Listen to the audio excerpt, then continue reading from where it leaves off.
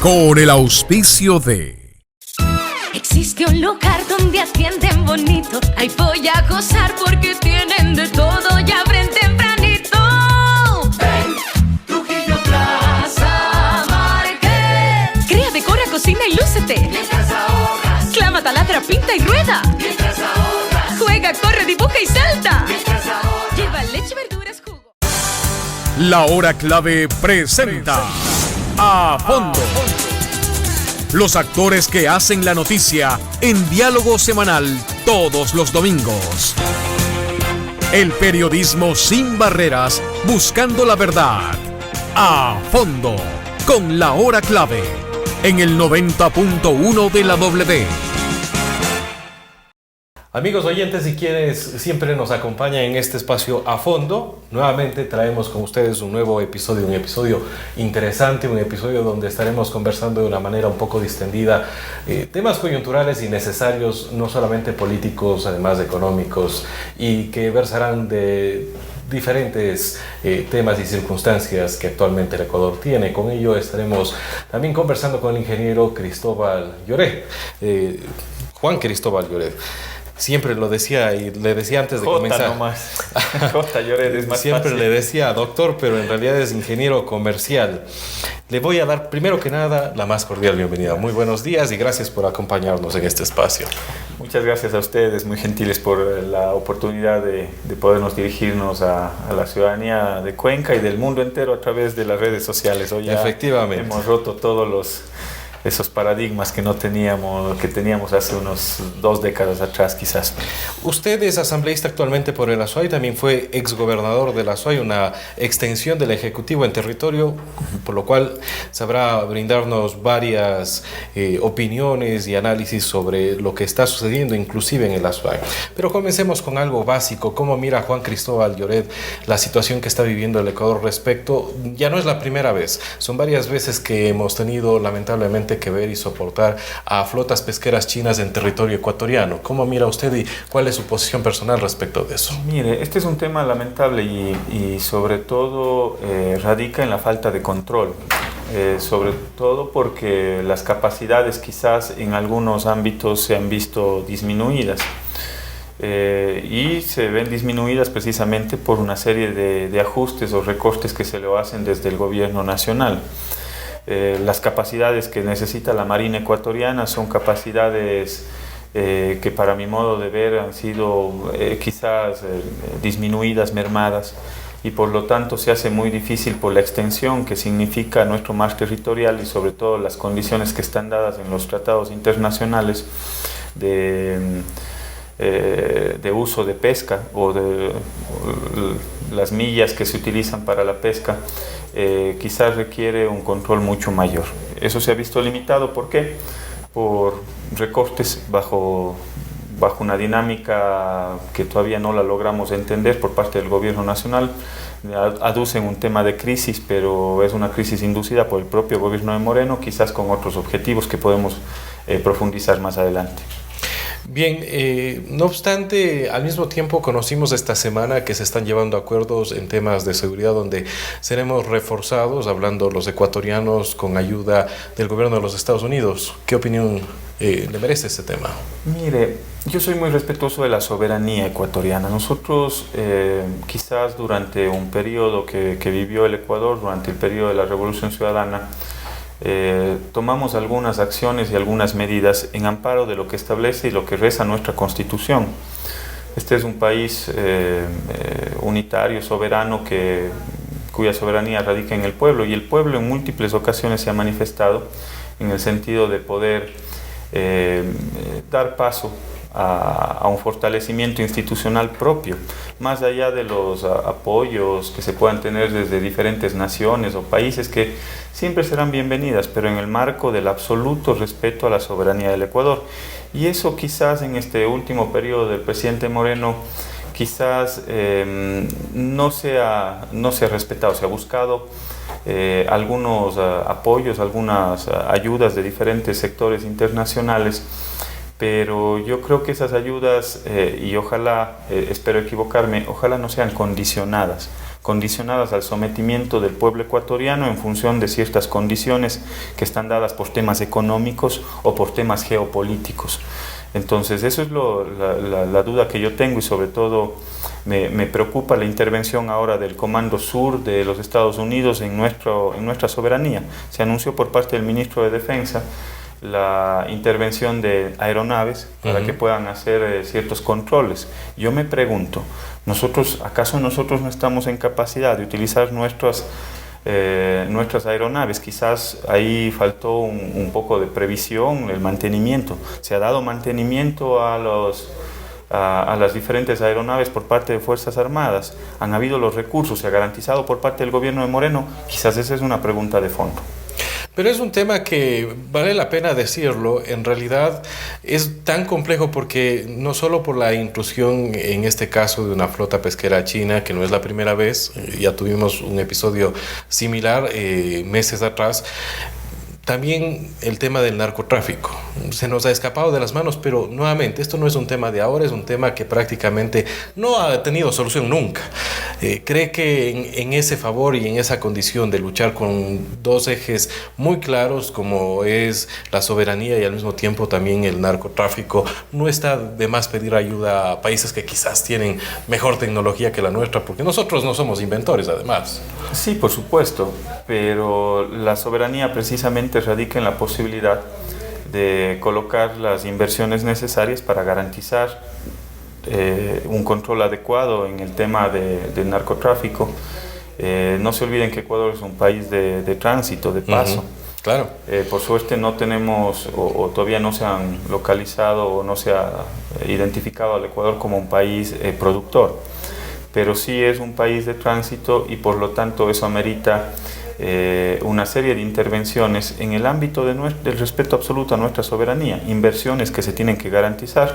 Recién le escuchaba al ministro de Defensa que van a comprar o van a llegar unas lanchas chinas para poder hacer la cobertura de nuestro mar territorial, pero se necesita otro tipo de aeronaves, quizás helicópteros, quizás aeronaves de sobrevuelo que puedan identificar. Quizás ya la tecnología ha avanzado tanto que nos permite incluso tener imágenes satelitales de cómo se mueven estas flotas y estos barcos. Bueno, pues yo creo que los convenios tienen que ir en ese ámbito, el poder acceder quizás a la utilización de satélites que nos ayuden a, primero, optimizar recursos, y segundo, a ser mucho más efectivos en el control.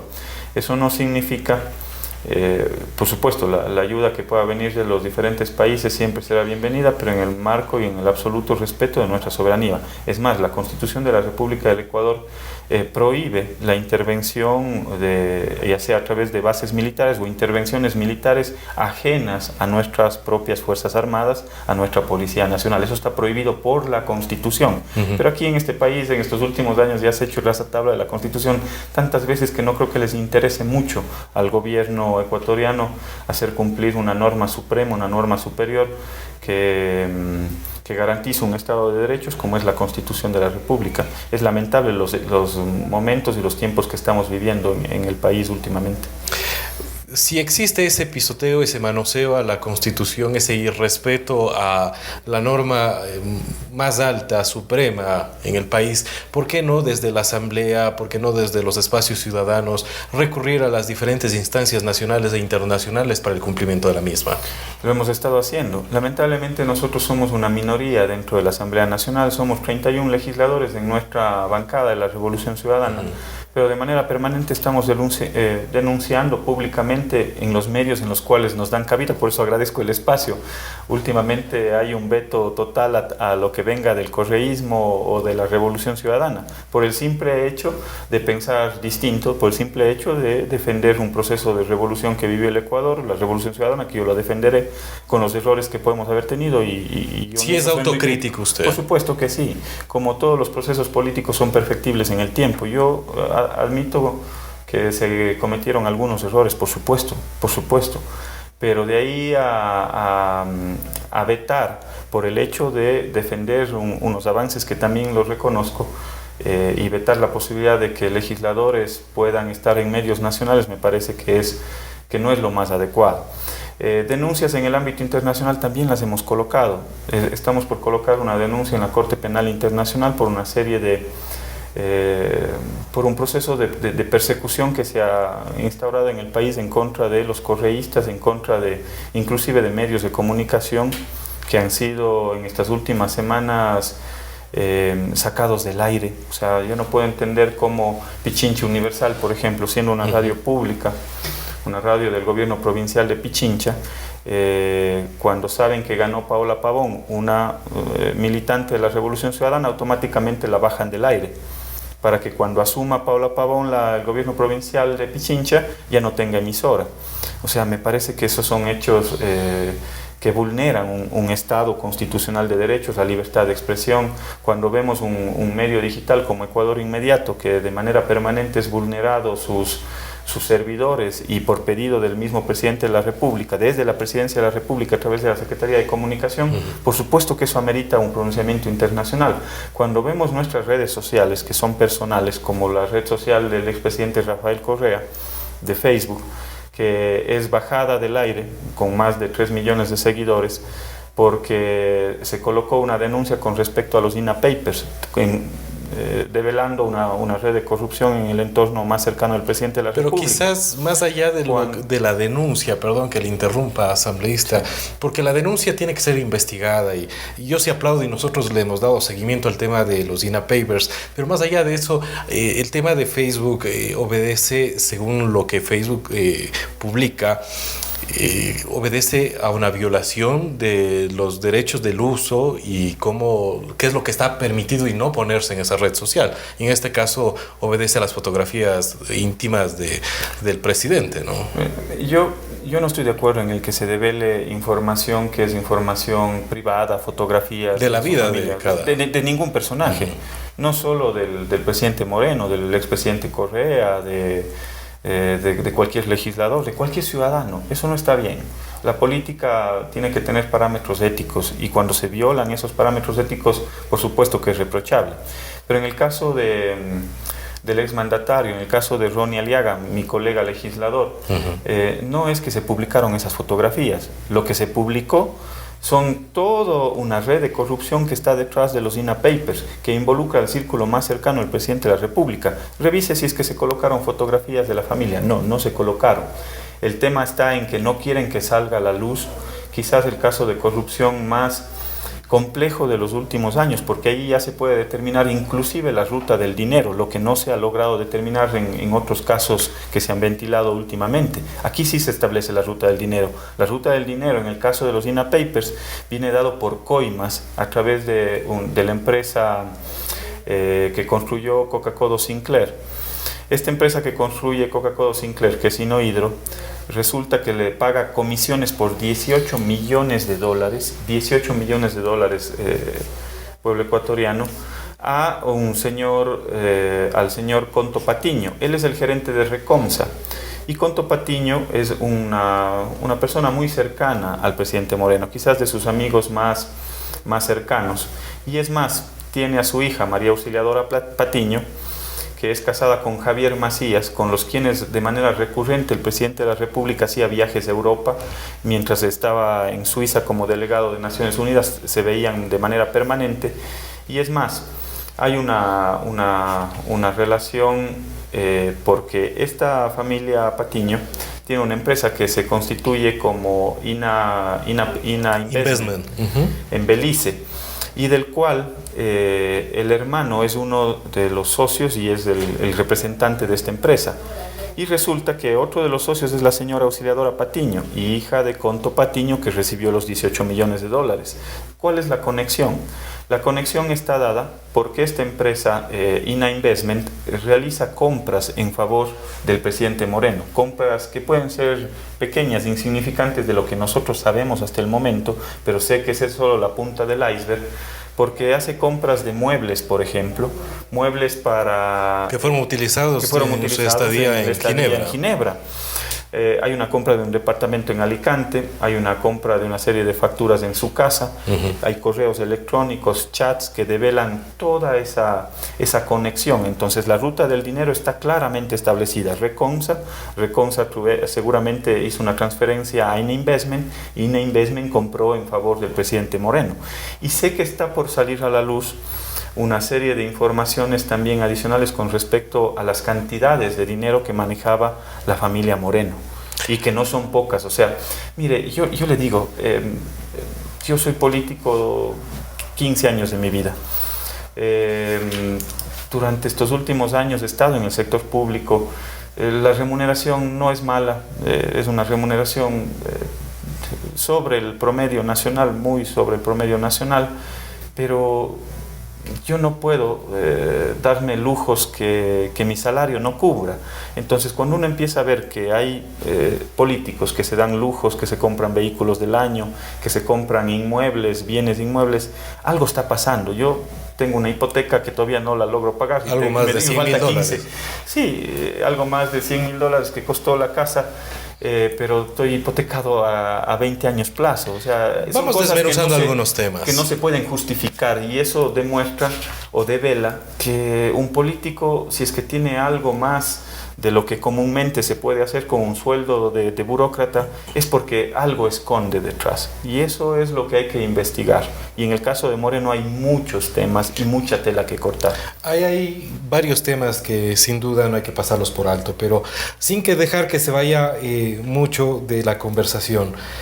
Usted habló de persecución actualmente, pero no es de alguna manera esa misma receta que años atrás el anterior gobierno aplicó con los medios que no estuvieron de acuerdo, y lo digo con conocimiento de causa. Nosotros también fuimos más de una vez llamados la atención, sancionados, nos visitaban a cada rato por tal o cual comentario del SRI, el Ministerio del Trabajo, etc. No, gracias a Dios nunca hubo multas, porque hicimos siempre las cosas bien. Está bien.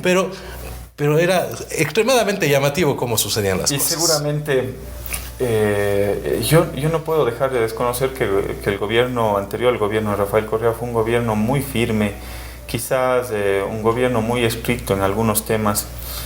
Yo no puedo dejar de reconocer la personalidad incluso del mismo presidente de la República, que los criticaba abiertamente a los medios de comunicación en las sabatinas. Así es. Y cuando había una nota que no correspondía a la verdad, él el día sábado lo aclaraba, y lo aclaraba públicamente ante todos los ecuatorianos. Inclusive decía cuáles eran los errores que había cometido el medio de comunicación, y eso ocurría en el gobierno anterior, pero de manera frontal. De manera frontal les decía abiertamente a los ecuatorianos: este medio publicó esta nota, y esta nota no corresponde a la realidad por esto, porque también habían excesos de algunos medios de comunicación que no... yo no quiero justificar quizás a los otros, a los que cumplían su papel, pero también había excesos de los otros. ¿Cuál era la actitud frontal del gobierno? Criticarlos en su enlace sabatino. ¿Qué es lo que ocurre actualmente? Y por último, asumiendo que lo que usted dice tiene razón, yo no creo que hubo una persecución. ¿Usted cree que no hubo persecución? Yo creo que hubo un control estricto y quizás una contraposición de ideas.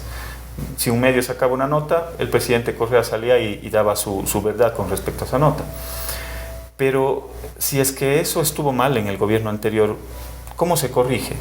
No se corrige cerrando medios de comunicación en el gobierno de Moreno.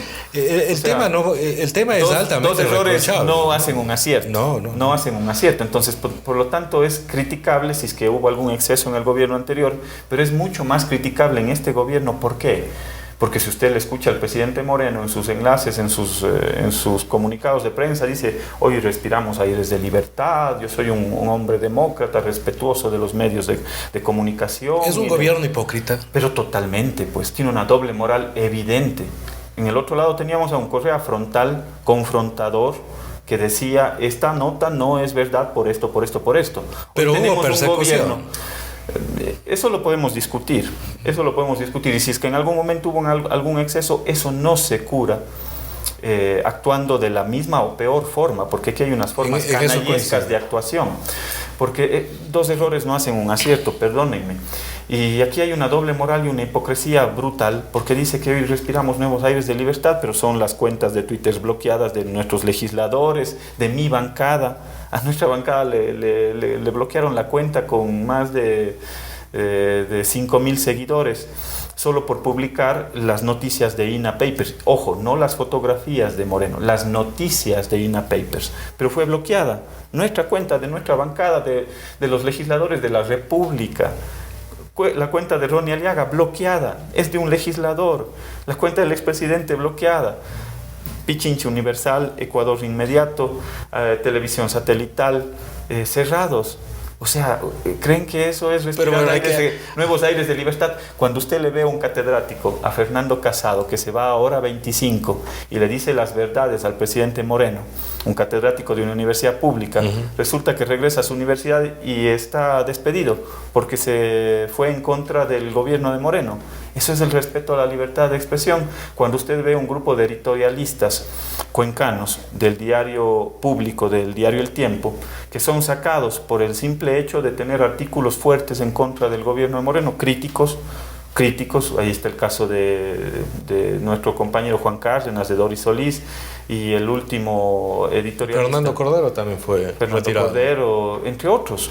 Entonces, todo editorial que sea crítico, y el último editorialista, no tengo el nombre a la mano, porque colocó un editorial en contra del IES, en contra del IES, o criticando la actuación del IES y la actuación de su representante, resulta que hoy está fuera del diario. Entonces, esos son los aires de libertad que se respiran en el Ecuador. Eso es lo que, con eso se logra tener más democracia, más pluralismo. No, estamos retrocediendo. Todo esto nos deja quizás una enseñanza de que quizás los medios públicos como los conocemos deben desaparecer, o cree que deben continuar, porque básicamente se vuelven una herramienta del gobierno de turno. Yo creo que se tienen que continuar, pero no solo continuar, se tienen que fortalecer y tener una línea plural. Yo no creo que un medio se puede convertir en el vocero solo de la gestión del gobierno. También tiene que contrastar y quizás... Pero es un poco difícil criticar a quien paga la cuenta, ¿no? Sí, pero según nuestra Constitución se establece que los medios los medios tienen que caracterizarse medios públicos, privados y comunitarios. Entonces yo creo que tiene que ir por el fortalecimiento de los medios de comunicación públicos, porque nos permite a todos los ciudadanos expresar nuestra voz, ojalá a través de esos medios de comunicación. Quizás hay algunos excesos, quizás inclusive yo puedo admitir que en el gobierno anterior fuimos muy fuertes, muy firmes, quizás hasta demasiado críticos de algunos medios de comunicación, pero lo hacíamos de manera frontal, no como se lo hace ahora con una tremenda hipocresía por parte del gobierno. El tema de Lenín Moreno, quedémonos en este tema un par de minutos y vamos a tratar de desmenuzarlo. ¿Se equivocaron ustedes en Lenín Moreno?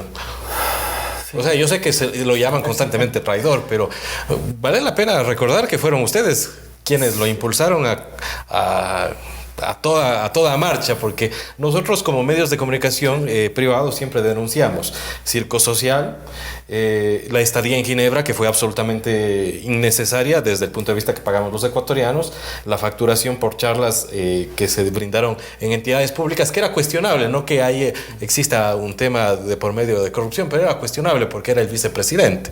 Entonces se le pagaba al vicepresidente porque venga a hablar y contar algunos chistes, así se lo reveló en su momento, pero pese a todo eso se impusieron y llegó a la presidencia. Usted está recordando un tuit de la concejal Dora Ordóñez que lo colocó hace un año. No sé, no pudiera. Justo me hace acuerdo. Bueno, eso es y ahora que veo que ha asumido una subsecretaría dentro de un nuevo ente creado para combatir supuestamente la corrupción. Bueno, pues ahora le invito a que ese tuit que lo colocó hace un año lo pueda llevar adelante ese proceso de investigación. Pero mire, sí, con respecto a su inquietud y a su reflexión, y yo creo que el pueblo ecuatoriano se merece una disculpa y nosotros le pedimos disculpas al pueblo ecuatoriano, nosotros le pedimos disculpas al pueblo ecuatoriano, nos equivocamos. Yo mismo estuve en este medio de comunicación en algunas ocasiones pidiendo el voto para Lenín Moreno. No pensamos que iba a actuar de esta forma, pero sobre todo aquí no es una traición a los correístas o a la Revolución Ciudadana, esta es una traición al pueblo ecuatoriano. ¿Por qué? Porque el pueblo ecuatoriano en las elecciones del 2017 votó sí por el presidente Moreno, que era a su vez impulsado por el expresidente Correa, porque gracias a él también logró tener una gran adhesión del electorado, de votos, pero sobre todo votó por un proyecto político. El proyecto político que decía el presidente Moreno, que nosotros lo ayudamos a construir a través de una serie de encuentros, más de 5.000 encuentros a nivel nacional, en el cual se iba dando a conocer cuáles tienen que ser los detalles del nuevo plan de gobierno de Moreno, para poder profundizar ¿qué? Un proyecto político de la Revolución Ciudadana, es decir, un proyecto de izquierda, de carácter progresista, que buscaba acortar esas brechas sociales, que buscaba darle continuidad a un modelo económico. Dentro de ese modelo económico daba la posibilidad de construir 325.000 nuevas casas, que fue un ofrecimiento que le hicimos al pueblo ecuatoriano, de tener la posibilidad de 250.000 empleos. 250.000 empleos por año. Uh-huh. Entonces, de continuar con un modelo económico que no implicaba ningún tema de privatización, de ser respetuosos de la soberanía del Ecuador, y en materia internacional, en materia de tratados internacionales, el presidente Moreno se comprometió en darle continuidad ¿a qué? Darle continuidad a un proceso de fortalecimiento a nivel latinoamericano de los diferentes grupos que se habían armado para darle un fortalecimiento a nuestra América Latina. Pero resulta que cuando llega al poder, el modelo que se aplica no es el modelo que le dijo al pueblo ecuatoriano, por el cual todos votamos. Y ahí nosotros, cuando empezó a dar pasos hacia un modelo distinto, nosotros tomamos una determinación quizás 4 o 5 meses después, porque nos dimos cuenta de que iba en un rumbo contrario, y decidimos salirnos del apoyo al gobierno. Uh-huh. Luego ya nos salimos del movimiento, y por lo tanto se consagra aquí una traición no a los correístas, no una traición solo a la Revolución Ciudadana, es una traición al pueblo ecuatoriano, pues al pueblo ecuatoriano que confió en sus 325.000 nuevas casas, que hasta ahora no se ven, no llegan ni siquiera a 20.000, 30.000 casas, que confió en los 250.000 empleos, y por el contrario vemos cómo se reduce el empleo en el Ecuador. Yo estoy alarmado por el tema económico, porque si ustedes ven la última encuesta del INEC, dice que lo que crece en el Ecuador es el empleo inadecuado, es decir, el empleo informal, uh-huh, y crece en un 3%. Eso significan miles de empleos que se deterioraron durante estos 2 años. Más allá del sector público, que solo en enero le sacaron a más de 11.000 personas, entre las cuales están gente del sector de la salud, por ejemplo, que me parece que es un error, porque hoy tenemos los hospitales que no están cumpliendo con una función de calidez y calidad en la atención.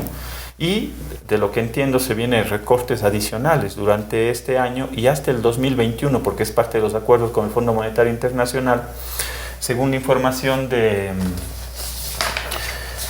la carta de intención que firma... ¿Ustedes han tenido acceso a esta carta de intención de manera completa?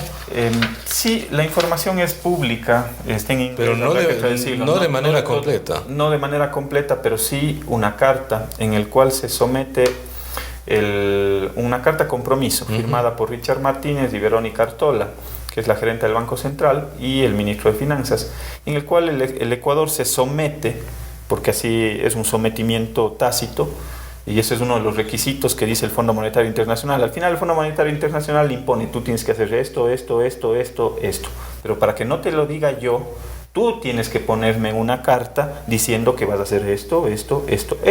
Así funciona el Fondo Monetario Internacional, ojo, dejando a un lado la soberanía económica, porque quienes desde hoy en adelante rigen nuestra economía no son los economistas ecuatorianos, sino el Fondo Monetario Internacional, al cual estamos sometidos. Pero dentro de una lámina que nos presentó el ministro de Finanzas en una comparecencia de la Asamblea Nacional, estas son las metas que tienen que cumplirse. Quizás no se puede leer, pero por ejemplo, en el tema de masa salarial, En el 2018 fue el 9.9 del PIB, alrededor de 10.000 millones de dólares. La reducción. No, eso es lo que teníamos en masa salarial. 9.000 millones de dólares gastaba el Estado en masa salarial. Al 2019 tienen que reducirla al 9.4, es decir, alrededor de 500 millones de dólares que tienen que reducirlo. Al 2020 tienen que reducirlo al 9.1 y 300 millones de dólares 300 millones de dólares más. Y tienen que reducirle al 2021 al 8.9, es decir, cerca de un punto del PIB en 3 años tienen que reducir la masa salarial. ¿Eso cuánto es? Son más de 1.000 millones de dólares que se tienen que reducir. Entonces, ¿de dónde van a reducir? Ustedes me van a decir, y seguramente la pregunta es decir, es que el Estado es inflado, Correa dejó haciendo una serie de ministerios y una serie de estructuras adicionales. Bueno, eso se desbarata por las mismas estadísticas. Sepan ustedes que 9 de cada 10 empleos en el Ecuador vienen del sector privado, no del sector público. Y nosotros debemos tener alrededor de 500.000 empleados públicos. 500.000, de los cuales el 85% de esos 500.000 están en 5 sectores: salud, educación, seguridad, Fuerzas Armadas y Policía Nacional, desarrollo social, lo que es el MIES y todos sus programas, y está en el tema judicial, todo lo que es la estructura de justicia. En esas 5 áreas está el 85% de los burócratas del sector público. Entonces no se puede decir, y habían algunos, lamentablemente no lo traje a la mano, pero si ustedes revisan información de CEPAL, de algunos otros organismos internacionales, Ecuador está debajo del promedio de países con mayor número de empleados con respecto a su Producto Interno Bruto, con respecto a la masa salarial en el Ecuador todavía es pequeña con respecto a otros países, con respecto a países de Sudamérica. Entonces no es verdad lo que nos están diciendo. Cuando dicen que van a reducir 1.000 millones de dólares, significa despidos en esos 5 sectores que tienen el 85%. Pues. Y en otros más, ¿no? Y en otros más, por supuesto, pero yo me pregunto, ahora, lo que acaba de pasar en la costa ecuatoriana. En la costa ecuatoriana se despide a los funcionarios del Ministerio de Salud que hacían las campañas de fumigación. Entonces, ahora que estamos con inundaciones y tenemos problemas en la costa ecuatoriana, después de las inundaciones, ¿qué vienen? Una serie de vectores, y el control de vectores fue prácticamente eliminado por parte del Ministerio de Salud Pública. Entonces es torpe, porque aparte es un ahorro de cocinera torpe. ¿Por qué es torpe? Porque si yo invierto en ese personal X millones de dólares, en el momento en el cual no controlo esos vectores, eso se revierte en problemas de salud, que le cuestan mucho más al Estado ecuatoriano atenderlo. Entonces son esos ahorros torpes que quizás no lo entienden. Primero, el presidente Moreno no maneja los temas económicos, no sé si sabe lo que está haciendo. Yo creo que no, evidentemente no, por eso está el país como está. Pero lo que nos lleva a una conclusión de que ese tipo de ahorros son ahorros mediocres, torpes, que no nos ayudan dentro del sistema. Erradicar dentro del sistema de salud campañas de prevención por recortar el gasto público, porque esa es parte de las otras cosas que se tienen que recortar. En bienes y servicios tiene que pasar del 5.2 del PIB, en bienes y servicios del 5.2 en el 2018 al 4.5. Es decir, aquí hay una diferencia de 700 millones de dólares. Es decir, van a recortar insumos que necesitan para el sector público.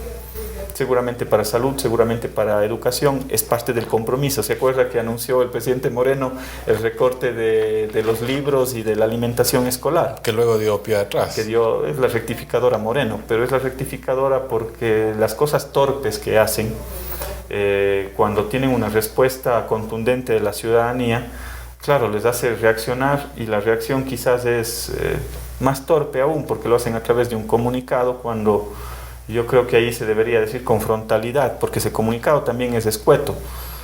Dice que van a parametrizar a los estudiantes para la entrega de esos materiales y de esos recursos.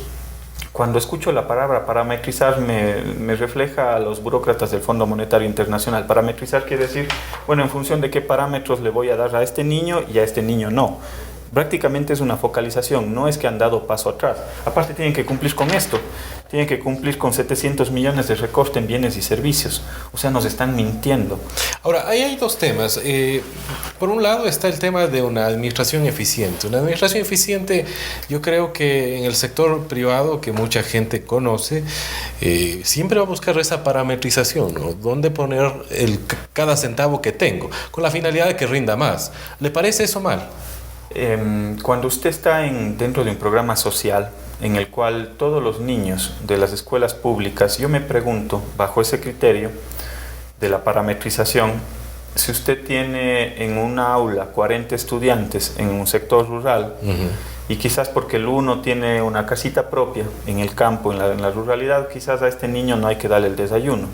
Esos serán los parámetros. ¿Los parámetros en función de qué? Algún tecnócrata torpe dijo que es en función de la edad, y de este mismo gobierno. En función de la edad, o sea, los que tienen más de 12 años ya no comen. O sea, un ser humano a partir de esa edad ya no come. O sea, es torpe porque al final, ¿qué es lo que vamos a tener? Una fila para que reciba el desayuno escolar, mientras los otros niños ven cómo los otros desayunan y ellos no. O sea, creo que no tenemos un mínimo de sensibilidad humana. En esas cosas no se puede aplicar un tema de parametrización conforme a lo que están planteando. El programa social es un programa que, aparte, ahí hay un ahorro torpe. ¿Por qué? Si ustedes revisan las estadísticas en el Ecuador, 1 de cada 4 niños en el Ecuador tiene problemas de desnutrición. Esos problemas de desnutrición, luego en el tiempo, conforme avanza la edad, genera una serie de costos al Ecuador. Costos porque un niño que tiene desnutrición luego tiene problemas de salud, luego tiene problemas de estudio, tienen que repetir los años y eso le cuesta al Estado ecuatoriano. ¿Sabe cuánto es el costo del 2014 por las enfermedades degeneradas, por las enfermedades y por los problemas de productividad sistémica que degenera el tema de desnutrición? Le cuesta 2.600 millones de dólares al Ecuador. Ese es un estudio hecho por expertos internacionales en el sentido de cuánto le cuesta las enfermedades de desnutrición. Las enfermedades de desnutrición que vienen dadas por el tema de problemas de escolaridad, repetir los años y demás, por problemas de salud en el futuro, por problemas de productividad. Un ser humano que tuvo problemas de desnutrición tiene problemas de productividad luego. Entonces eso le cuesta o le costó al Estado ecuatoriano 2.600 millones de dólares en el 2014. Entonces, por ahorrarse 5 millones de dólares, 10 millones de dólares de un programa de nutrición o de apoyo escolar, usted va a tener que pagar en los próximos años 2.500 millones de dólares. Es torpe, es equivocado, es errado, porque ese no es el camino. Más bien hay que fortalecer para que ya no tengamos 1 de cada 4 niños con desnutrición. Y esa es una de las metas que quizás en nuestro gobierno también fue muy difícil alcanzar. No logramos cumplir de todas las metas de los objetivos de desarrollo. Hubo una meta que no se logró cumplir con los niveles en los que se requería. Se logró disminuir la desnutrición, pero no a los niveles que se requería. Y fue el compromiso del Ecuador ante el mundo. Y era el tema de desnutrición infantil. Pero ahora con este recorte es peor, pues. Si antes no lo cumplimos, ahora menos. Entonces no está bien, están equivocados. Esa no es la política que se tiene que aplicar. Ahora, usted habló de crisis inducida. Es un término que creo yo lo acuñó Pablo Dávalos, quien también conversó con nosotros en más de una ocasión. Pero recientemente, en estos últimos días, el FMI salió a entregar un informe que dice el gobierno de Rafael Correa pidió que no se haga público. Esto de un informe del 2016. Este informe deja ver de que la crisis ya viene dándose, vienen teniendo problemas económicos. Ahora, claro, ahora estamos viviendo temas bastante acentuados, bastante complicados. No sé qué opinión precisamente le merece, si finalmente podemos hablar de una crisis inducida en este gobierno. Finalmente estamos en una crisis y ya, pues hay que afrontarlo y tendremos que salir de ella poniendo de parte. Sí, bueno, yo respeto mucho los criterios de Pablo Dávalos. Es más, era muy crítico en el propio gobierno de Correa. Pero hoy le veo que es mucho más crítico de las barbaridades y errores que hace el gobierno de Moreno.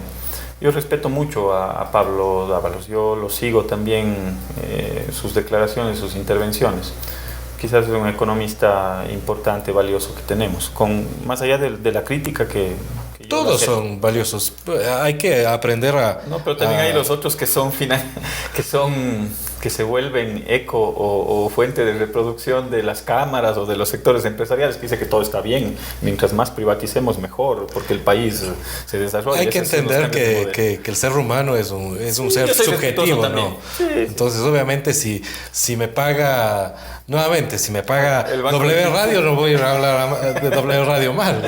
Sí, si me paga el Banco del Pichincha, tengo que decir que hay que fortalecer la banca y dar flexibilización. Más o menos es así, y eso pero, hay que por ejemplo, yo respeto los criterios de algunos economistas que tienen una actuación mucho más independiente. Insisto, Dávalos era muy crítico al gobierno de Correa, pero aquí hay algunas verdades a medias. Si ustedes revisan cómo se ha comportado la economía desde que Correa asume en el año 2007, hay un crecimiento exponencial de la economía. Pero dado al mismo tiempo por el tema del petróleo. Y ese es otro tema que es otra verdad a medias que ya le voy a comentar. Es un crecimiento exponencial. Lamentablemente no traje las láminas, de esas láminas había que traerlas, porque nos da cuenta de cómo el Producto Interno Bruto del Ecuador pasa de 47.000 millones de dólares en el 2007 a más de 100.000 millones de dólares cuando dejábamos el gobierno. Entonces, ¿qué es lo que hicimos? Fue tan importante las actuaciones que tuvimos en el gobierno que duplicamos el tamaño de la economía. Duplicamos el tamaño de la economía, pero con un elemento adicional, porque el fin de la economía no es solo la acumulación de capital, sino para mí es generar bienestar en la población. La administración.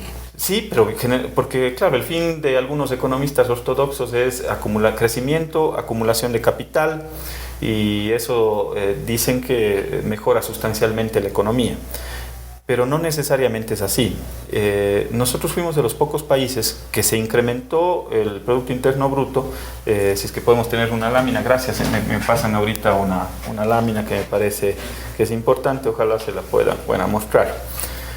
Nosotros logramos también acumular capital tanto en el sector público y en el sector privado, porque decían, claro, el sector privado sí hizo mucha obra, tenemos más hidroeléctricas, más carreteras, más hospitales, se incrementó el sector público, digamos. El sector público, perdón, se incrementó la formación de capital bruto en el sector público, pero también creció el privado, lo hicimos a la par. En esta lámina, que es del Banco Central del Ecuador, se puede establecer cómo pasamos en el año, hay un crecimiento permanente, salvo en el 2014, desde el 2015 en adelante, con 2015 y 2016, ya les explico por qué. Pero aquí vemos cómo hay un crecimiento desde el año 2008, que pasamos a una formación bruta de capital privado del 67% y del público del 32%, es decir, 9.000 millones tenía el capital público. El capital público en el Ecuador era de 9.000 millones de dólares y el capital privado era de 4.000 millones de dólares. Fuimos creciendo exponencialmente en el mejor de los años. El año 2014 pasamos de 9.300 millones de dólares del capital privado a 11.000 millones, el capital público, perdón.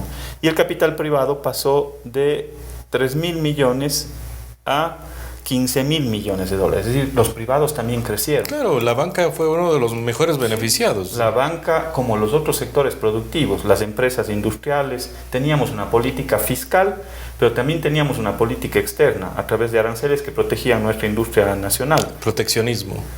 Sí, porque todavía somos una economía en desarrollo y nuestros industriales, los pequeños y medianos, necesitan el apoyo del gobierno. Ese apoyo hoy se ha eliminado. Estamos en la teoría del libre mercado, la libre competencia, el aperturismo, pero vayan y vean cómo están nuestras empresas de calzado, textiles, de cuero, aquí en el Azuay y aquí en el Ecuador. Están complicados porque no pueden competir, más aún cuando, si ustedes revisan los últimos indicadores económicos, hay una apreciación del dólar con respecto al euro y hay una devaluación, revisaba, me parece que de Perú del 7% y de Colombia del 13%. Ellos sí tienen la posibilidad de devaluar la moneda, en el caso del Ecuador no. Entonces, esas son las cosas que a mí me dejan desconcertado, porque cuando dicen que quieren proteger el empleo, ¿qué mejor forma de proteger el empleo que a través de la industria nacional? Pero esa industria nacional hoy está desprotegida, no hay una política externa.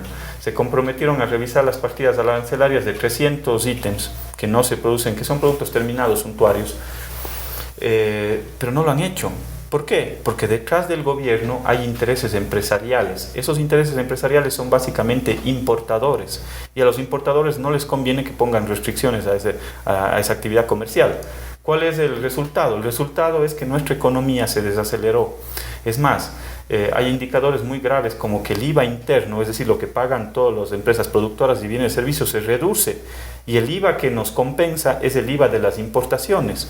Si no fuera por las importaciones, la recaudación hubiese caído, es más, ha caído ahora en este último trimestre, pero hubiese caído aún más. Entonces, todos los productos que antes se producían en el Ecuador, hoy ya están siendo sustituidos por productos extranjeros, lo cual es equivocado, es erróneo. Les decía que aquí hay la economía, cuando decían que le dejamos una economía en crisis y demás, en el 2015 y el 2016 empieza a decaer. ¿Por qué? Porque el precio del petróleo bajó. Claro. Bajó el precio del petróleo a menos de $20 el barril y tuvimos un terremoto de cerca de 8 grados que nos costó $3.000 millones por lo menos. Entonces, ¿qué tuvo que hacer el Estado ecuatoriano? Podríamos hacer lo que está haciendo ahorita Moreno, paquetazo, combustibles, esa podría ser una opción y demás. Pero no fuimos a esas medidas, porque nosotros sabemos que la economía es cíclica y si es que nosotros damos los incentivos adecuados puede volver a crecer. Entonces fuimos a una línea de endeudamiento. Si ustedes revisan el endeudamiento en el 2015 era de, no sé, 20.000 millones, 25.000 millones. Y claro, al 2017 teníamos como deuda agregada cerca de 40.000 millones de dólares. Pero necesitábamos esa deuda para salir de ese momento difícil y duro hasta que se recupere el precio del petróleo, hasta poder cubrir los problemas de Manabí. Y luego nosotros dejamos una economía en crecimiento. Si ustedes pueden ver los últimos trimestres, el 2015 decrecimos, el 2016 decrecimos y en los últimos trimestres del 2016 empezamos nuevamente a crecer.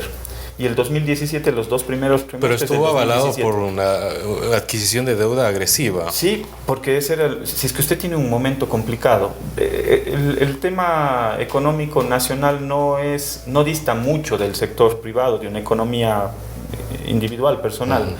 Si usted se le enferma a su hijo, si usted choca su carro y se le roban su casa, ¿qué tiene que hacer? Recurrir a una línea de crédito, recurrir a un préstamo. ¿Para qué? Para tratar de cubrir ese préstamo y en los próximos años empezar a pagar en cuotas hasta poder volver a tener sus actividades normales. Ingeniero, los economistas hablan de deuda buena y deuda mala. El problema es que toda esa deuda que se adquirió y se ha venido adquiriendo, no toda es buena, porque muchas de ellas se han ido en salarios, muchas de ellas se han ido en gastos que quizás no vamos a ver rédito alguno. Habrá deudas, a ver, si hacemos una hidroeléctrica es una deuda positiva, bueno, porque en tarde o temprano debería recuperarse, al menos en teoría. Si nos vamos de viaje a Disney, pues es una deuda, bueno, chévere el viaje, pero malo desde el punto de vista de que eso se esfumó. O sea, se acabó el viaje y se acabó, no lo vamos a ver redituarse de ninguna manera, solo para que nos vayan siguiendo un poquito quienes nos acompañan hoy día. Y para hacer algunas reflexiones sobre su análisis y sus comentarios, sí, y precisamente nosotros, cuando teníamos en el 2015 algunas obras, entre las obras que teníamos estaban escuelas, teníamos hospitales, teníamos carreteras, teníamos hidroeléctricas todavía pendientes a mitad de construcción. Aquí en el caso de la SOA, yo fui gobernador en esa época, en los momentos más duros de la Revolución Ciudadana. Tenía paradas 6 escuelas del Milenio, me acuerdo el Garaycoa, teníamos el Febres Cordero, teníamos el Colegio Réplica Benigno Malo, parados y con complicaciones con los pagos a los proveedores. Teníamos algunos centros de salud también complicados, teníamos las vías. Teníamos la Gualaceo Limón parada, bueno, ahí había problemas con el contratista, la mina Tablón Pucará, teníamos parada la Cuenca Girón Pasaje, la Sixic Chihuinda Gualaquís, ese era un consorcio con Fopeca de 3 vías. Entonces, ¿qué es lo que hicimos? Recurrir a crédito para poder cubrir esas planillas, porque el precio del barril de petróleo que estaba en $80, $90 bajó a 20. No teníamos cómo cubrir a los proveedores, pero no dimos un paquetazo en el peor momento de los últimos 50 años. En el peor momento de los últimos 50 años, revisen los modelos económicos y quizás el momento más difícil lo vivimos en el 2015-2016. De los últimos 50 años, con un terremoto de por medio y con el precio del barril de petróleo, ¿qué nos tocó hacer? Cubrir con crédito. ¿Pero ese crédito para dónde fue? Fue para las escuelas, fue para los hospitales, fue para... Pero también a gasto corriente. mucho a gasto corriente. Es que se necesita también, o sea, se necesitaba para médicos, se necesita para enfermeras. El problema es de que y se logró canalizar los recursos que teníamos para inversión para gasto corriente. O sea, no es que se utilizaron crédito para gasto corriente, porque eso está prohibido por la ley. El crédito a través del Código de Planificación y Finanzas Públicas solo puede ser orientado para programas de inversión. Pero se ha venido demostrando, ingeniero, de que sí se ha ido plata para gastos corrientes. Pero está bien, o sea, si es que a mí me preguntan, tú tienes que endeudarte para pagar médicos, maestros, pero es que usted habló incluso ya de una prohibición legal para el uso de ese dinero. Por eso le digo, en el sector público, lo que estaba orientado para cubrir esos pagos en el sector público de las inversiones, cogimos esos recursos para inversiones y lo mandamos a gasto corriente, porque necesitábamos cubrir sueldos y salarios. Y las líneas de crédito que ingresaban, lo ingresamos dentro del ámbito del sector corriente. Solo un tema nada más. Claro. Decían que la deuda del Ecuador quizás era de las deudas, usted decía que era deuda buena o deuda mala. Yo debo decirles que, alejado de todo lo que han dicho los medios de comunicación durante estos últimos años, el costo promedio de la deuda de la Revolución Ciudadana de los 10 años es el 6.5%. O sea, hace unos meses atrás se endeudaron al 10.75%. ¿Salieron a decir algo los grandes medios de comunicación, las grandes corporaciones mediáticas? No, o quizás algunos. Cuando era el gobierno de Correa, si nosotros nos hubiésemos endeudado a esa tasa, olvídese, nos hubiesen sacado titulares en todos los medios. Pero el costo promedio de la deuda es el 6.5%. Primer elemento. Creo que está siendo un poco generoso. ¿No? Ingeniero, bueno. Tengo la información del Banco Central del costo promedio de la deuda. Hay tramos de la deuda que por la emergencia y por todo lo demás tuvimos que recurrir a diferentes entidades crediticias. Hay tramos de la deuda que puede ser más del 6.7, puede ser el 7, el 7.5, el 8%, pero el costo promedio de la deuda es el 6.5. Estamos conversando, quienes no nos acompañan a través de las redes sociales, sino a través de la frecuencia de la W, con el ingeniero Juan Cristóbal Lloret Valdivieso, quien es asambleísta por el ASUAI. Hemos tocado algunos temas ya, el tiempo se nos va quedando corto, pero no quiero dejar de... Sí. Pensé que íbamos a tener... Dije una hora, bueno, vamos a tener... Pero ya ve que ya casi vamos bordeando los 50 minutos. Asambleísta, el tema de lo que hemos venido tocando de la economía, el manejo de la economía, deuda, etcétera, etcétera. Mucho pudiera ser diferente, quizás estoy hablando como un personaje de televisión, pudiera ser diferente si hubiéramos aprendido a ser mejores administradores. No coincide con eso. Por ejemplo, a ver, le voy a poner un ejemplo para que me entienda la idea. Es cierto, se hizo bastante carretera, pero con esa idea política de no poner peajes, no hubo ese mantenimiento. Basta recordar para los azuayos una carretera que es bastante familiar, la Cuenca Girón Pasaje. Cuando se reinauguró esta vía en la época de Rafael Correa, yo la recuerdo, prácticamente era mejor viajar de noche que viajar de día. Era espectacular, pero claro, sin el mantenimiento. Y bueno, y recién nomás fue mantenida por el Ministerio de Obras Públicas y nuevamente ya está con problemas. Y no tienen la plata, están constantemente con problemas. Y eso es la realidad de muchas vías a nivel país. ¿No cree que no fuimos buenos administradores quizás permitiendo este tipo de maneras de cuidar la inversión? No porque hubiera... Hay temas bastante puntuales. Cuando vamos a Guayaquil y a la playa, aplaudimos todo el mundo. ¡Ay, qué carreteras, qué belleza! Venimos a Azuay y nos quejamos, pero nos dicen peaje y estamos dispuestos a quemar a quien lo propone. Así somos. Entonces, ¿no cree que por ahí pudo haberse administrado mejor los recursos? Hay modelos de gestión y modelos de gestión. Nuestro modelo de gestión estaba orientado en función del bienestar del ser humano. Para nosotros el ser humano está sobre el capital. Insisto, el fin último de la economía, para mi modo de ver y quienes estamos en la Revolución Ciudadana, no es la acumulación de capital, es lograr condiciones para el bienestar del ser humano. Y eso significa acortar brechas sociales, las cuales hoy nuevamente ya se han alargado. Y quizás los modelos que se implementaron en su tiempo, habría en su momento habría que haber tomado algunas definiciones, quizás algunas carreteras que sí requieren quizás un modelo de peaje por sus condiciones, por su deterioro, su alto grado de deterioro, se podría haber pensado. Pero el gobierno ya está 2 años y no ha hecho absolutamente nada. El problema está en que, si usted revisa en el presupuesto que se aprueba en este año, se recorta el mantenimiento de carreteras, y es más, me parece que tenían recursos para menos del 30% de la red vial estatal.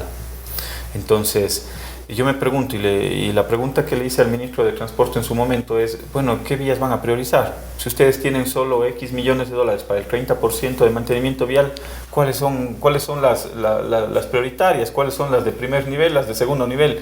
¿Cuáles son las beneficiarias? ¿Cuáles son las mimadas? ¿Y qué provincias son las mimadas y qué no?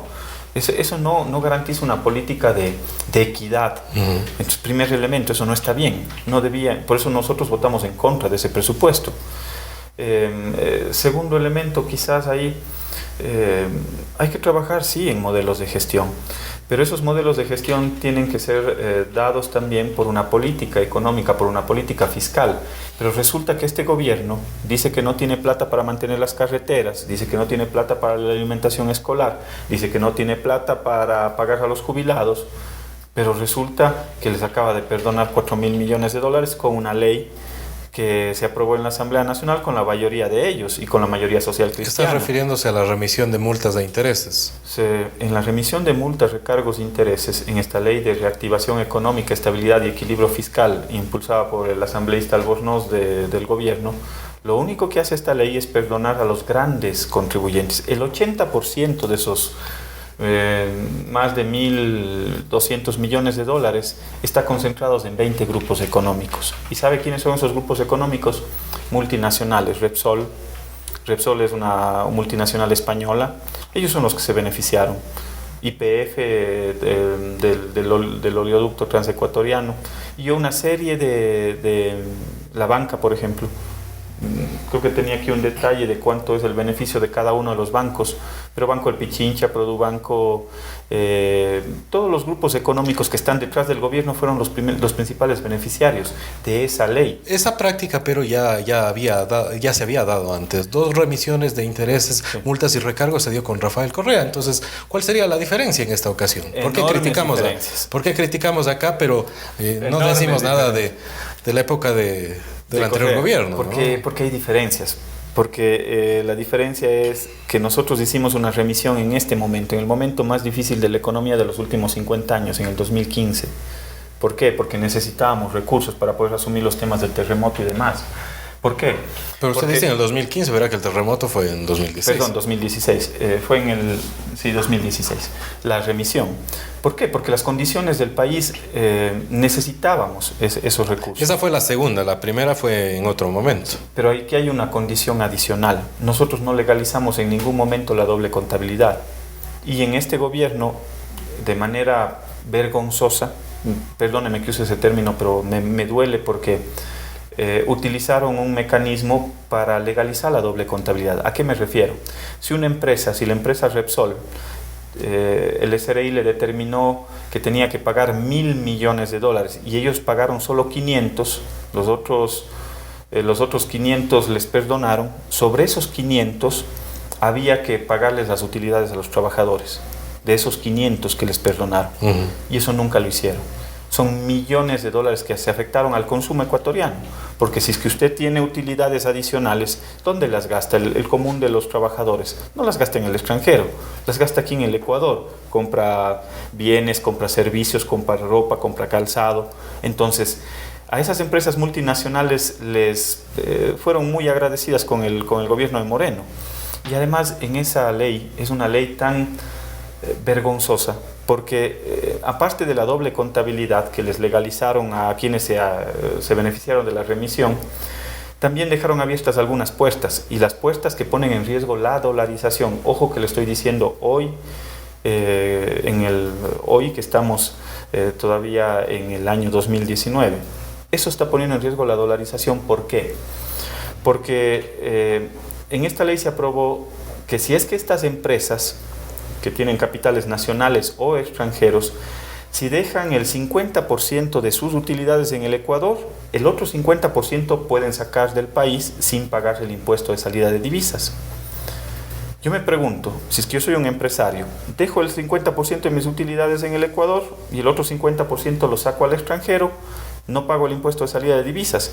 Pero si dejo el 100% en el Ecuador, tengo que pagar el impuesto a la renta. ¿Qué empresario va a dejar sus utilidades en el Ecuador si le toca pagar el impuesto a la renta? Nadie, pues. Y ahí hay un elemento adicional. En esta ley dice que si es que las inversiones nuevas vienen al Ecuador, no pagan impuestos durante los próximos 10, 15, 20 años. Entonces, ¿qué es lo que hicieron? Estas grandes transnacionales van a sacar sus capital, sus utilidades al Ecuador, de fuera del Ecuador, sin pagar el impuesto de salida de divisas, se ahorran el impuesto a la renta, y luego firman un convenio con el Ecuador para traer esos beneficios, esas utilidades, sin pagar el impuesto a la renta por los próximos 20 años. Es miserable lo que acaban de hacer. Y esa es la corrupción que quizás esté institucionalizada, que está armada por ley y por la cual votaron morenistas, socialcristianos, la gente de Creo. Esa es la doble moral que tenemos en el Ecuador, cuando son los que se rasgan las vestiduras, que vamos a combatir la corrupción. Bueno, pues ahí le están beneficiando a Repsol y a otras empresas internacionales de esa forma tan miserable. Asambleísta, con el debido respeto que siempre nos debemos guardar, ¿no cree que esa doble moral de la cual usted habla también son parte todos los políticos, toda la clase política en Ecuador? Cuando estamos dentro del poder, de alguna manera todo está bien, cuando estamos fuera del poder todo está mal, y básicamente por ahí va. Mire, yo insisto, como empezamos esta entrevista, pudimos haber cometido un montón de errores, los admito, un montón de errores. Porque el Banco Interamericano de Desarrollo habla de que esos errores nos costaron 70 mil millones de dólares, al menos de dinero de los ecuatorianos. No, lo que usted está diciendo no corresponde a la verdad. Si ustedes revisan, no hay un detalle, no es el Banco Interamericano de Desarrollo, es una serie de notables odiadores que se reunieron para decir que ellos han determinado que fruto de la corrupción le ha costado al Ecuador 70 mil millones de dólares. Cuando yo les he pedido información del detalle de dónde están esos 70 mil millones de dólares, no hay.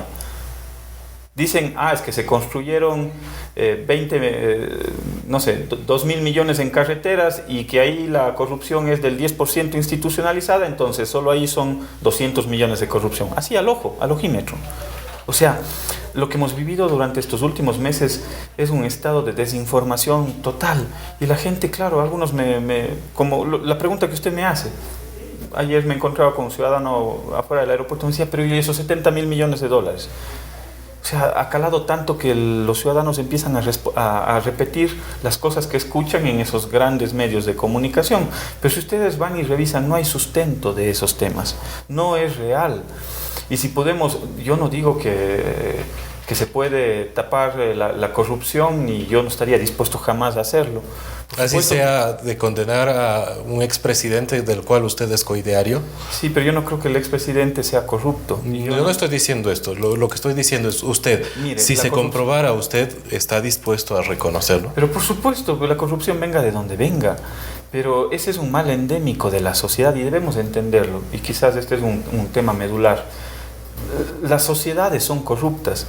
Desde las cosas más sencillas. Si es que nosotros tenemos que evadir el peaje e irnos a dar una vuelta por no pagar el peaje, lo hacemos. Eso es definitivo. Desde las cosas más sencillas. Si nos detienen y el policía porque no me puse el cinturón y tengo que darle $5, ¿qué hace? Le da $5. Así es. Entonces, son males endémicos de la sociedad y ningún gobierno ha estado libre de la corrupción y el gobierno de Correa tampoco. Yo no puedo defenderle a Capaya, a Capaco, a Alex Bravo, a gente que de manera... Jorge Glass. A Jorge Glass no se le ha podido probar todavía, ¿no? Pero él está preso y tiene sentencia, aunque no ejecutó nada. Pero como dicen los mismos abogados contradictorios de Correa, por la fuerza de las circunstancias.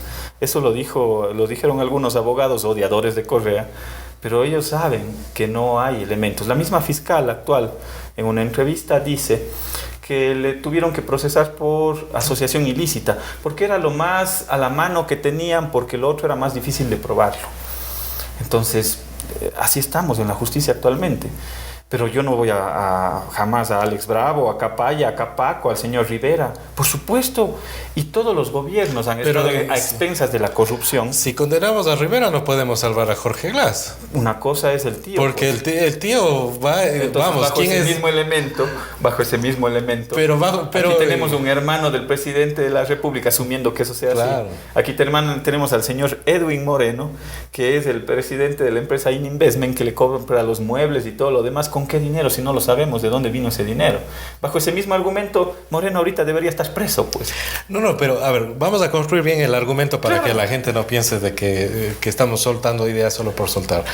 La misma gente de Odebrecht reconoce que quien hacía el lobby, quien hacía la gestión era el tío del vicepresidente y vamos... y está preso y ojalá... Yo tengo tíos trabajando en lo público, yo no puedo ir a hacerme merecedor de nada solo por ser pariente, ¿no? Mire, tuvo que haber algún nexo. En materia penal, para poder procesarle por una serie de delitos, cohecho, peculado y demás, se necesita el nexo causal. Yo soy abogado. Perfecto, yo no soy abogado, más bien usted nos puede orientar. Yo más bien, ya en esto uno le ha tocado leer y aprender Así un poco mismo más. Nos toca. Y en materia penal ese nexo causal tiene que estar determinado dentro del proceso. Así es.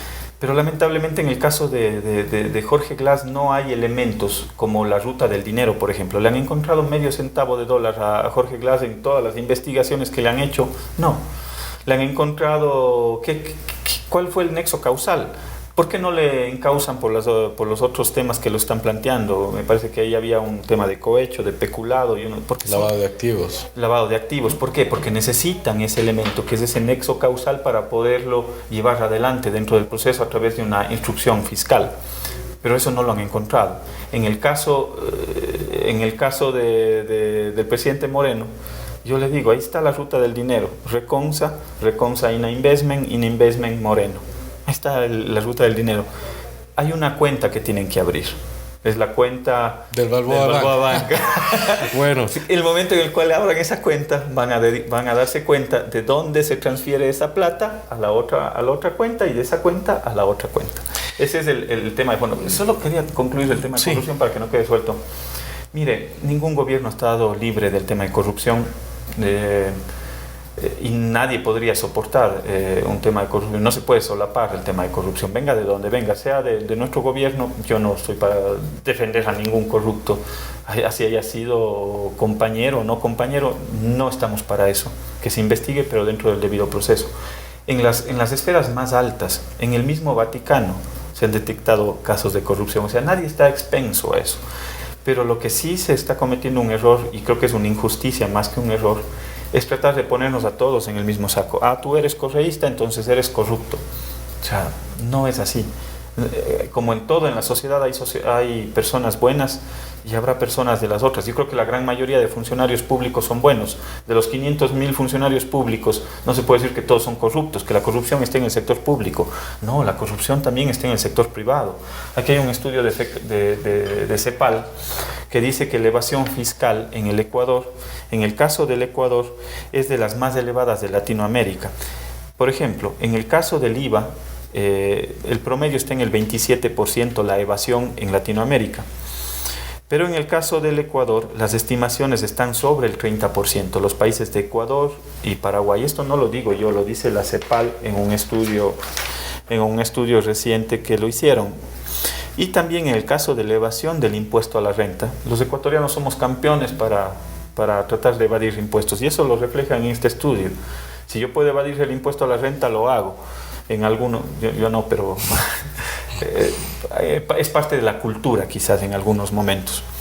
Por ejemplo, las evasiones en el impuesto a la renta en la región alcanzan el 50%, estamos pagando la mitad de los impuestos. Y en el caso del Ecuador está entre el 65%, es decir, sobre el promedio nacional. Mucho se ha hablado de la corrupción en el sector público y es reprochable y se tiene que investigar. Pero ¿qué pasa con esta corrupción en el sector privado? Entonces yo creo que el tema va más allá, es un tema de principios, es un tema de valores, desde nuestros hijos, desde muy pequeños. Si es que te encontraste 10 centavos en el bus al lado de alguno, que puede ser de esa señora, tienes que devolverlo. Cosas muy sencillas que que es un cambio cultural. No se lo puede, la corrupción no se combate ni por decreto ni por resolución, las leyes ayudan, sí, pero es un cambio estructural, cultural, de formación que debemos avanzar. Coincido. Asambleísta, usted comenzaba este diálogo que estamos manteniendo precisamente refiriéndose a las dudas más lógicas que deben plantearse cuando uno ve a un funcionario público ya en un vehículo de alta gama, quizás con un domicilio o una residencia bastante llamativa, entre otros bienes que ya de por sí, entendiendo que no ganan como el sector privado, como ganaría quizás un gerente de un banco, etcétera, es difícil costear. Pero si nos vamos con esa misma idea, estaríamos hablando o estaríamos dejando como implícita la responsabilidad política en la corrupción en el gobierno de Rafael Correa. ¿Por qué? Porque, por ejemplo, durante ese gobierno, podíamos ver a un Carlos Polit calificado como contralor de lujo por el exmandatario en vehículos de altísima gama. Y yo decía, vamos, yo quiero ser contralor porque si puedo comprarme un vehículo de más de $100,000 con ese sueldo, bueno, y ya, ¿por qué nunca saltaron esas dudas? Mire, el primero que lo de Carlos Polit, ese fue un contralor inclusive de los gobiernos anteriores, claro. No solo del gobierno de Correa. Pero calificado como contralor de lujo por Rafael Correa. Claro, si usted revisa las notas de los exámenes y el hombre sabía de los temas de Contraloría, o sea, no se puede decir que porque es corrupto es incapaz. No, o es ignorante. O es ignorante. No, probablemente los corruptos saben más porque seguramente tratan de buscar cómo hacer sus fechorías. Entonces, esa es una cosa. Decir que fue un contralor que tenía una gran capacidad no es mentir. Era un hombre que tenía muchas capacidades en el ámbito de su materia, en el tema de la Contraloría. Pero de ahí, ¿cómo usted podía saber que el señor Polit era un corrupto? Mire, el tema de corrupción no es que alguien roba con una factura. Lo que se detectó en el Ecuador, el caso de Brecht, que es en 12 países del mundo, no solo en el Ecuador, obedece a una trama que está dada a través de paraísos fiscales y cuentas secretas. Y uno de los proyectos de avanzada en Latinoamérica y en el mundo entero fue lo que planteó Correa precisamente. Prohibir que el sector público, que los empleados del sector público tengan bienes y empresas en paraísos fiscales. Y se opusieron. ¿Saben quiénes se opusieron? La derecha ecuatoriana. Se opusieron, votaron en contra. Acuérdense, en la misma Asamblea Nacional cuando se aprobaba esa propuesta de ley que primero se consultó al pueblo ecuatoriano. Entonces, claro, ahí hay vocación para combatir la corrupción. ¿La vocación en qué estaba dada? Correa fue el que propuso eso.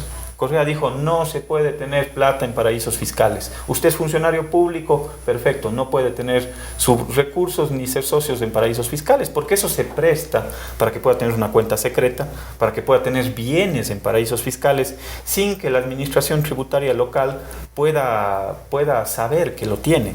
Entonces, por eso es muy difícil el tema del combate a la corrupción cuando existen ese tipo de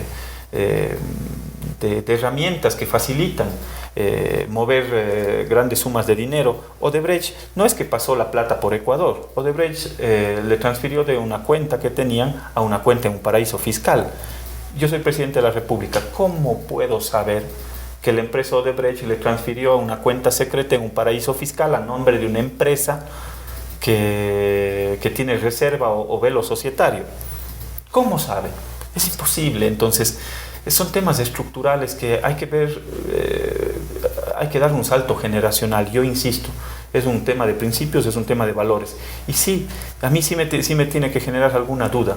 Si es que vemos a un funcionario público en vehículos, si es que, salvo que, oiga, claro, que haya sido empresario, ¿no? de que su esposa sea empresaria, o tampoco no por eso vamos a ponerlos o encasillarlos a los funcionarios públicos que son exitosos también o tienen una empresa, yo qué sé. Richard Martínez, Pablo Campana, sí, entre otros, o sea, si fueron el señor Campana se compra un Maserati, claro, pero sabemos que él es hijo de Isabel Noboa, que es la empresaria quizás una de las más poderosas del país. ¿Cómo voy a dudar de que ese Maserati es comprado de temas de corrupción? Es muy difícil. Así es. No podemos encasillar, Ahora, no podemos poner a todos en el mismo saco. Si alguien recibe una herencia y con eso se compra una casa y todo lo que le dé, lo que quiera, está en su legítimo derecho. Tampoco podemos caer en ese prejuicio de poder decir, tú tienes un carro nuevo del año, es porque estás robando. No, pero sí nos genera cierta sospecha. Usted tenía que ser abogado. No descarte aún la posibilidad de estamos estudiar. a tiempo. Sí. Yo no sé si ya... Y es que usted ha utilizado durante toda la entrevista la posibilidad o ha sabido inteligenciar la conversación hacia la duda razonable, la cual comparto, para bien y para mal. Para bien y para mal. Entonces, yo tengo que tener cuidado en eso. Exacto, entonces bajo esas mismas circunstancias, ojo que yo soy bastante crítico también con el actual gobierno, pero valdría la pena ponerlo bajo la misma duda razonable. Pasemos la página. Hay muchos temas que me encantaría conversar mucho más a fondo, pero el tiempo es sumamente ingrato, asambleísta. Y a nuestros amigos oyentes, gracias por acompañarnos en estos últimos minutos. La Asamblea Nacional. Vamos a enfocarnos en la Asamblea Nacional. Próximamente tendremos que elegir un nuevo representante, un nuevo presidente o presidenta de la Asamblea Nacional. Usted en declaraciones a medios nacionales dijo que esta nueva presidencia tiene que ser una oportunidad para que no sea una extensión del Ejecutivo. Coincido absolutamente. Pero voy a recordar que Gabriela Rivadeneira era exactamente lo que usted criticaba. Me va a decir, ya sabía que iba por ahí su pregunta. Y está bien, es lógico. Pero ahí hay una diferencia abismal. El pueblo ecuatoriano, en el año 2014, le confió ese encargo a la Revolución Ciudadana. Y le confió ese encargo a través de ¿qué? Del voto popular. Nosotros logramos en esa ocasión sacar 100 legisladores, 100 asambleístas.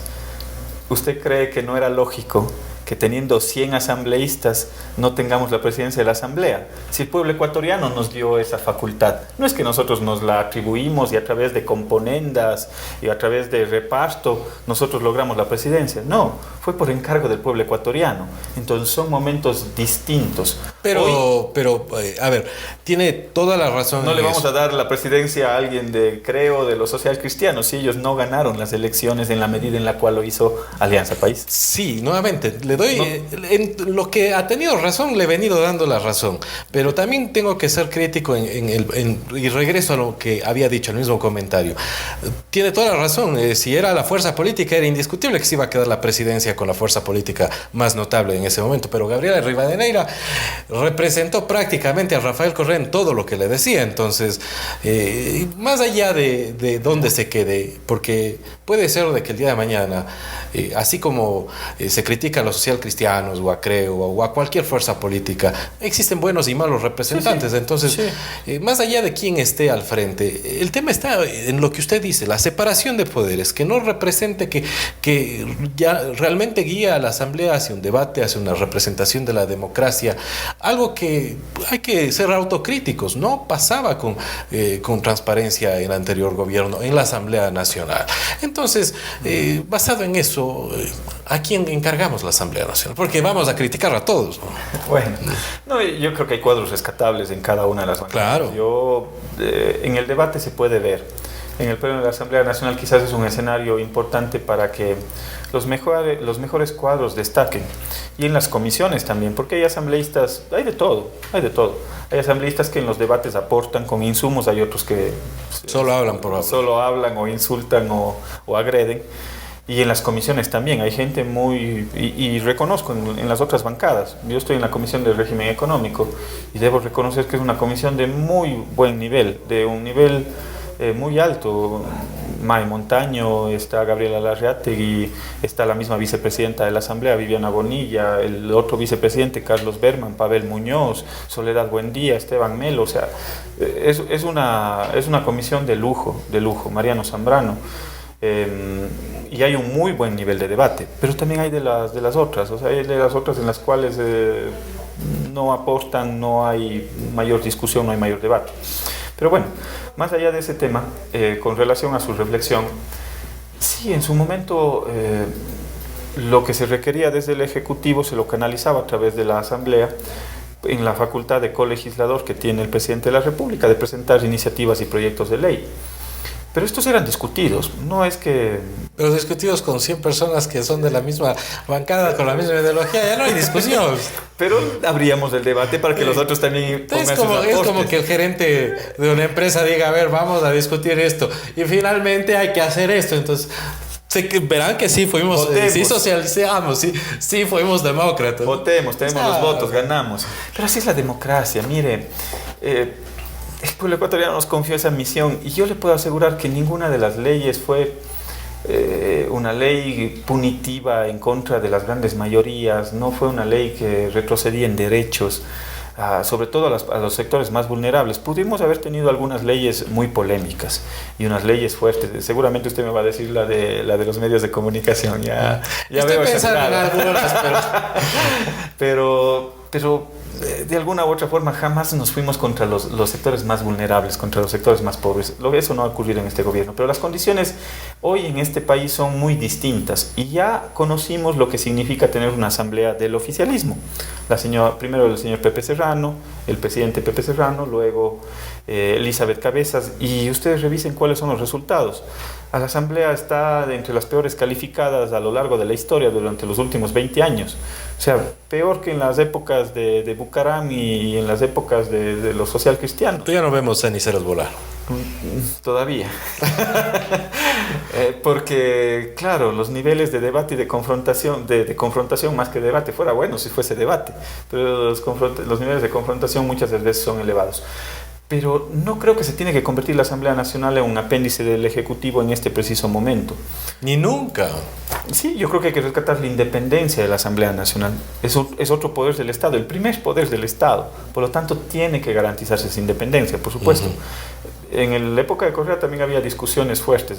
Acuérdese de algunos temas polémicos, el aborto y demás. Inclusive nuestras compañeras fueron amonestadas, sancionadas en su momento, porque había confrontación también con el Ejecutivo. No necesariamente eran 100 alzamanos o borregos como les decía. Bueno, hay en algunos temas. Yo no estuve en esa asamblea, no, obviamente. Decir, pero y además tampoco he querido adentrarme, usted ha sido testigo y nuestros amigos oyentes y quienes nos han acompañado, entrar demasiado en la crítica del anterior gobierno, porque esta crítica me la encantaría poderme sentar con Rafael Correa. Por cierto, nosotros fuimos el único medio con el que habló durante el momento que nadie más entrevistaba a Rafael Correa. Por el espacio, sí. Porque esa es nuestra manera de ver las cosas, sentarnos y hablar directamente con quienes son parte de la noticia número 1 y número 2, con todos. Hoy ya habla con todo el mundo y más allá pues en las elecciones, pero yo no quiero irme al lado de criticar o mejor dicho, hablar mal o bien de personas que ni siquiera están aquí. El tema concreto, aquí encargamos la asamblea nuevamente porque ya se nos está acabando el tiempo. Sí, muy concreto, yo creo que hay que recuperar la independencia de la Asamblea Nacional. Nosotros tenemos muy buenos cuadros, legisladores con mucha experiencia. Me enorgullezco de tener a compañeros de la calidad que existen en nuestra bancada. La primera coincidencia, porque ninguno tiene los votos para poder llegar a la presidencia, porque está atomizada la Asamblea Nacional en 6, 7 fuerzas políticas. Alianza País, que tenía 40, creo que hasta mayo no va a tener 40, van a tener quizás alrededor de 30. Nosotros vamos a ser la primera fuerza política, ahorita tenemos 31. Creo tiene 21 legisladores, socialcristianos tienen 16, Suma son 4, el BIN son 11. Es decir, no hay por sí sola la posibilidad de que una fuerza política pueda llegar a la Asamblea Nacional. ¿Qué se necesita? Parlamentar, se necesita conversar, llegar a acuerdos. Pero para nosotros, y lo digo como coordinador de la bancada, no nos interesa el reparto, no queremos el reparto, no nos interesa repartámonos tú la presidencia, tú la vicepresidencia, tú la comisión, tú la vocalía, no nos interesa eso, no queremos eso. Lo que nosotros queremos es tener quizás coincidencias, y ahí el llamado y la convocatoria es a dialogar. ¿Coincidencias en qué sentido? En garantizar independencia de la Asamblea Nacional. Eso significa que nosotros no votaremos por alguien de Alianza País, y creo que en eso coinciden las otras fuerzas también, de lo que yo he conversado. Segundo elemento, buscar profundizar el proceso de fiscalización, el tema de INA Papers. O sea, yo creo que ahí tienen que comprometerse. Yo no creo que nadie, ni los socialcristianos, ni los del BIN estén en contra de poder investigar el tema de INA Papers. El tema está en la fiscalía ya. Sí, pero no tiene idea lo que nos ha costado en la Asamblea Nacional, desde perder en votaciones para que pase a una comisión de fiscalización de una morenista, en la cual a través de una serie de argucias intentaban darle la vuelta, botar las votaciones, suspender la sesión 4 o 5 veces para poder presionar a los legisladores. Así, lo digo de frente. ¿Esa comisión de fiscalización ha dejado de ser la famosa comisión de archivo o sigue siendo? Porque, nuevamente, ahí sí tengo que remitirme a la anterior asamblea. Por eso hay que rescatar la independencia. Nosotros tenemos un proceso de fiscalización al Consejo de la Judicatura Transitorio, un juicio político presentado por Lira Villalba. Duerme el sueño de los justos ya 6 meses por corrupción, por temas de corrupción ahí en el Consejo Transitorio de la Judicatura. Y tenemos algunas leyes, como por ejemplo el Código de Salud, que no, desde el mes de diciembre no pasa al Pleno de la Asamblea Nacional. Entonces necesitamos rescatar la independencia. ¿Por qué no pasa el Código de Salud? Porque no es conveniente para Moreno, yo no sé. Primer elemento. Segundo elemento, combate a la corrupción, ¿sí? Fiscalización dentro de nuestra facultad que tenemos. Nosotros tenemos la facultad de fiscalizar inclusive las últimas autoridades hasta un año después. O sea, en el caso de las autoridades de Correa ya no cabe un juicio político, pero sí a las de Moreno. Y ese tiene que ser parte de los acuerdos. María Fernández Espinosa. María Fernández Espinosa habrá que buscar cuáles son los elementos. Y este es un proceso que se lleva adelante en la Asamblea. Yo no me puedo pronunciar porque al final tengo que juzgar. Estaría de alguna u otra forma adelantando criterios. Prevaricando. Sí, prevaricando porque yo tengo que recibir las pruebas de cargo y de descargo. Y al final tomar una posición. Pero sí nos duele a los ecuatorianos tener que pagar $17,000 al mes por un departamento. Yo creo que nada nos duele más. En el tema del departamento, yo pensé que iba a decir de Assange. Ya no, me quedé sin tiempo, quedo de millones de dólares de Assange. Yo creo que nada nos duele más que tener o pagar a un presidente o la ineptitud de un presidente. Eso le cuesta muchísimo más al Estado ecuatoriano. Pero bueno, el otro elemento de coincidencia para poder captar la presidencia de la Asamblea tiene que ser con una agenda legislativa. Empleo, tema económico, hay que debatir qué modelo es el que queremos. ¿Queremos un modelo impuesto por el Fondo Monetario Internacional? No lo queremos. El tema empleo, yo creo que son parte de la agenda legislativa que deberíamos marcarnos. Y el otro elemento que es fundamental para mí, garantizar el fortalecimiento de la institucionalidad y la independencia de los poderes. Y sobre todo me refiero al ámbito judicial. Ya basta de persecución. O sea, ya, créame, somos seres humanos también, tenemos familia. O sea, no se puede convertir la Fiscalía, la Contraloría en instrumentos de persecución del gobierno con miras a someter a personas que piensan distintos. No se hizo, que perseguir delitos, no se pueden perseguir personas por su ideología o porque se sienten correístas o demás. Mario Pazmiño fue vigilado por el ECO 911 y por la CNI en el anterior gobierno. Salió en el New York Times. Opositor a Correa, por cierto. Decían que Correa controlaba también a través de su teléfono celular la cámara desde Bélgica. O sea, por favor. O sea, usted coloca las cámaras del ECU 911 en los puntos. Si es que uno de esos puntos está cerca del domicilio del señor, entonces le hemos estado vigilando. Por favor, ¿quién se cree esas cosas? Por eso el gobierno de Moreno está en el 17% de credibilidad. Pues. Y estoy absolutamente de acuerdo. El tema de Lenín Moreno es un tema que no va ni para adelante ni para atrás, pero no está aplicando la duda razonable. Usted está ya afirmando. Yo creo que debemos... No conozco el caso, ya, ok. Me quedo al lado, no conozco el detalle, pero es absurdo. Es absurdo pensar que se utiliza un sistema, imagínense, invertir millones de dólares solo para vigilar a ciertos personajes. O sea, por favor, pues, o sea, no es ese el espíritu. El ECU 911 yo lo conozco, fue en nuestra época que lo utilizábamos. Como gobernador se está refiriendo. Sí, nos ayudó un montón para un sinnúmero de temas en el ámbito. Pero sigue siendo insuficiente. Sí, pero es un modelo a seguir que debería fortalecerse. Asambleísta, el tiempo se nos ha acabado. Hay un montón de temas. No hemos tocado las elecciones, no hemos tocado a Sánchez, no hemos tocado varios temas que me hubiese encantado, que aunque son temas bastante serios, lo hemos tratado de llevar de manera distendida y respetuosa en esta mañana. Creo que tratamos de hacer o dejar en una duda razonable, dado de que mientras no haya sentencia no se puede afirmar ni una ni otra cosa. Le agradezco por su tiempo y desde luego la opción de también conversar con usted. Gracias a ustedes, gracias por el espacio. Insisto, en estos momentos tan complicados que vive el Ecuador es muy difícil conseguir una entrevista. En un canal nacional es muy difícil, casi imposible. Y gracias por el espacio que siempre nos han brindado la W, y un saludo muy cordial a nuestros ciudadanos que siguieron esta entrevista, muy gentiles. Muchísimas gracias, amigos oyentes, nos despedimos.